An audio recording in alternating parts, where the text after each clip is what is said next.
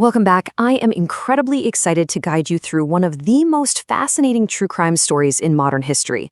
We're diving into an explainer dedicated to unpacking how a meticulously planned, multi-million-pound heist, a crime so flawless it honestly seems straight out of a Hollywood movie, completely unraveled. And you know what brought it down? One arrogant mistake and a totally normal everyday board game. Strap in, because the details of this caper are absolutely mind-blowing, and the way it all fell apart is just wild.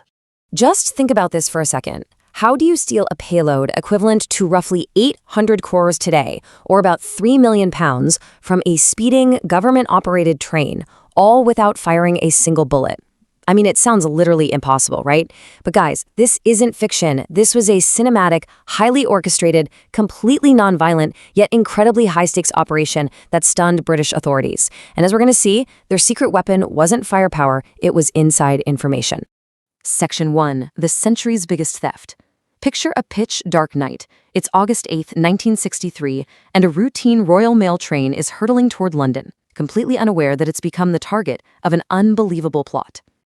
Okay, let's dive right into this staggering number. Inside a very specific train car, known as the high-value packages, or HVP carriage, was a literal mountain of cash. We're talking mostly £1, £5, and 10-shilling notes. Adjusted for today's value, we are looking at roughly 800 crores, or 3 million pounds. To put that into perspective, this wasn't just some regular mail run. Oh no, this was a rolling bank vault, speeding through the dead of night, completely unguarded.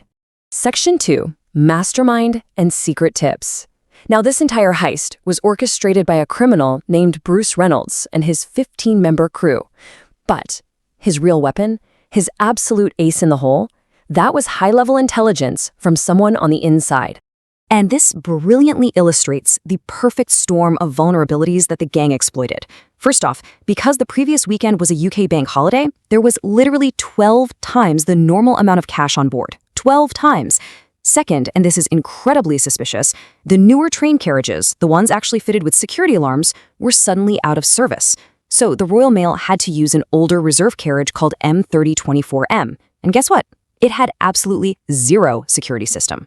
Our unnamed insider knew this. They knew the exact location of the HVP carriage and practically handed Reynolds the blueprint to a guaranteed payday. Section 3. Action at 3 a.m. All right, so the timeline is set, and this meticulously planned operation is about to be ruthlessly executed. It's exactly 3 a.m. at Sears Crossing.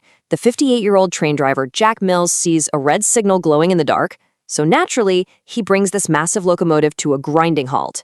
But here's the trick.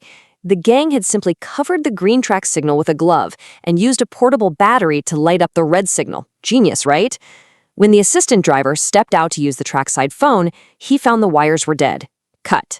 Within seconds, the gang swarms the train. Tragically, when driver Jack Mills actually tried to resist, one of the gang members struck him over the head with an iron rod, knocking him completely unconscious. Meanwhile, the rest of the crew is moving with ruthless efficiency, expertly uncoupling the engine and that precious HVP carriage from the other 10 carriages. Now the plan was to drive this detached, cash-filled section of the train about 1 kilometer down the track to Britigo Bridge, where their getaway trucks were waiting. But right here they hit their first major hiccup. The gang had actually brought along their own retired train driver for this exact task, thinking ahead. But when he climbed into the cabin, he completely panicked. He had never operated this newer model of diesel engine in his life. So desperate, the gang forcefully revives a bleeding Jack Mills and forces him to drive the train that final fateful kilometer. Section 4, 15 minutes of Crowers looted. Once that train was positioned directly over Brighton Bridge, let me tell you, the operation went into absolute overdrive. The gang breaks into the HVP carriage, overpowers the 5 post office workers inside, ties them up, and immediately gets to work. To really grasp the sheer scale of the physical effort happening here, consider the weight. Inside that carriage were 128 sacks of money, weighing roughly 2.5 tons in total. Down below, a truck is waiting. The gang knows they have exactly 15 minutes before the authorities might catch on. So they form this perfectly choreographed human chain, and in that frantic, highly pressurized window, they actually managed to move 120 of those massive bags down into their truck. They only left 8 bags behind simply because they ran out of time. They had actually pulled the whole thing off. But then, right before the gang flees, one of the robbers looks down at the tied-up postal staff and arrogantly warns them, "Do not try to move from here for 30 minutes or you'll lose your lives." Now, obviously, it was meant to buy them time to escape, but what's really interesting here is how that highly specific, incredibly arrogant threat became their absolute fatal flaw. Keep that 30-minute number in mind. Section 5. One mistake and a Monopoly game.